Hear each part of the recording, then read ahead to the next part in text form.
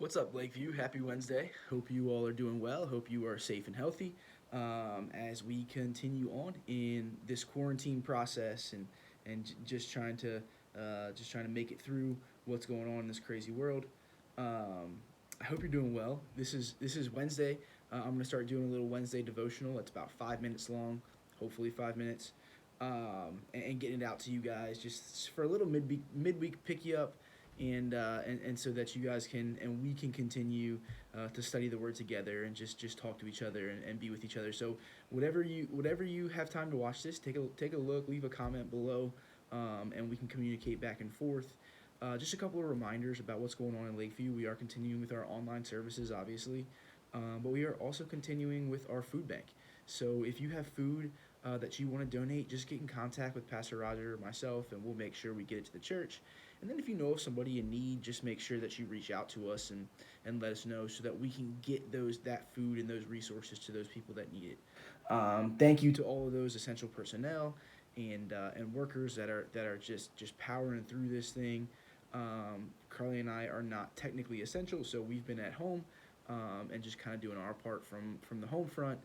But thank you to the nurses, the doctors, the firefighters, the EMTs that are out there just doing your thing and just serving our community. We're just so thankful for you and just so thankful that God puts you in our community to serve.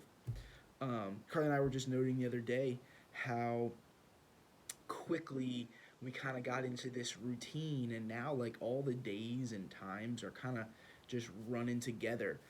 We're just in this routine where it's just kind of a similar thing day after day after day, and sometimes it can probably similar to what you guys are experiencing.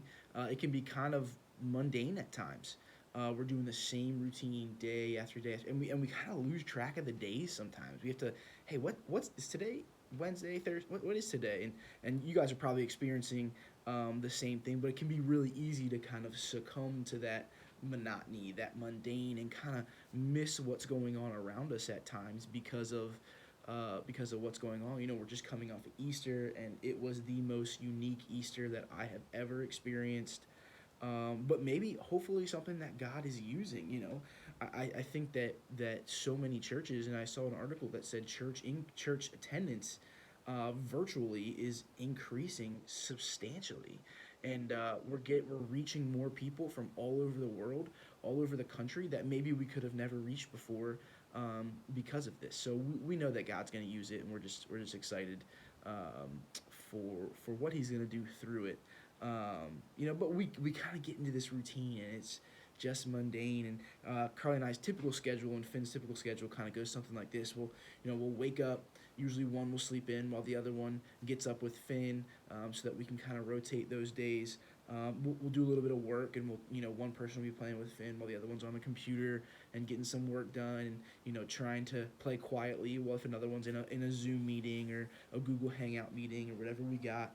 Usually we'll take a long walk, which has honestly been the highlight of our days. We'll just go for a long walk around the neighborhood, which has been great. We'll come back, we'll eat some lunch. Finn will take a nap. Finn will wake up from her nap. We'll play outside. We'll do some different things. Do some yard work or whatever we have to do for that day. We'll make some dinner. We'll eat dinner, and then Finn will go to sleep, and Carly and I will watch some TV before bed. And it just becomes that day after day after day routine that we kind of get into, and you're probably in a similar boat if you're at home. It's just this kind of the same thing day after day, and it's tough not to succumb to that monotony sometimes. Um, and so you probably have a similar schedule to what we have. And coming off of Easter, I want to point us to a story in the Gospel of Luke. Luke is the only gospel writer to record this story. So I don't know if he had personal experience with these people, if he met these people before, but I don't know how he came to know this story. But he tells a story in Luke chapter 24 of these two people who were walking home from Jerusalem after the Passover, after Jesus' crucifixion and resurrection. They are now leaving Jerusalem and they're walking home to a place called Aramaeus and or to Emmaus. I'm sorry, and it's about 7 miles from Jerusalem to Emmaus. And as they're walking, I can imagine they probably came for the Passover, but they also came because they heard about this Messiah, this Jesus had done so many amazing things, and who so many people were hailing to be the Messiah, the Savior, the one who was going to free them from Roman control.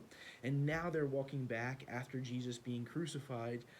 They heard rumblings that he might have been have it might be alive, might be resurrected, but they didn't really know. And so I can imagine them walking back these 7 miles, worried, sad, disappointed, maybe chattering amongst themselves, but pretty quiet as they walk.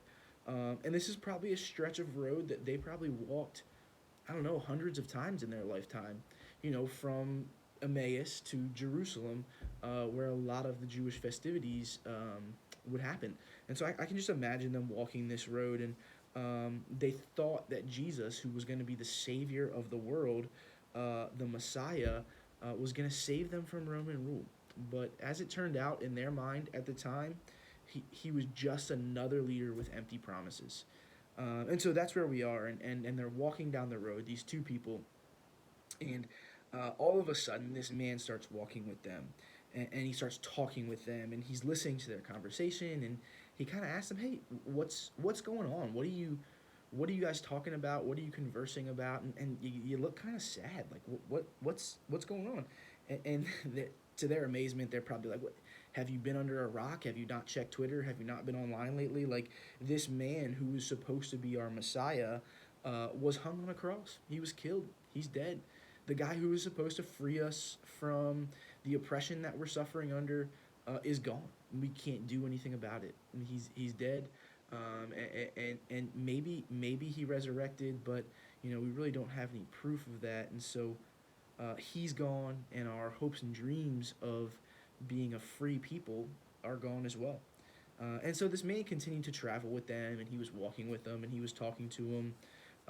And as they got to Emmaus, on the end of their journey, this man said that he was going to continue on, and they urged him to.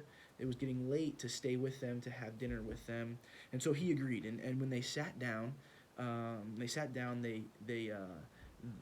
visitor, the man who had been walking with them, broke the bread and blessed the bread.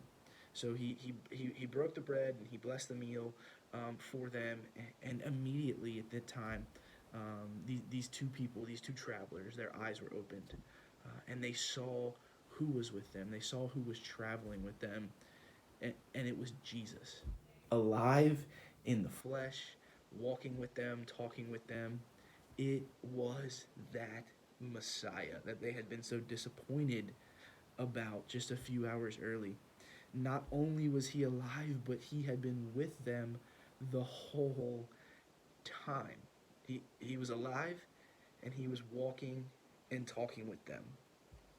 See, I think as we come to Easter, I think that there are, and as we continue through Easter, I think that there's a few reasons why we might have missed Jesus in this very, very unique time.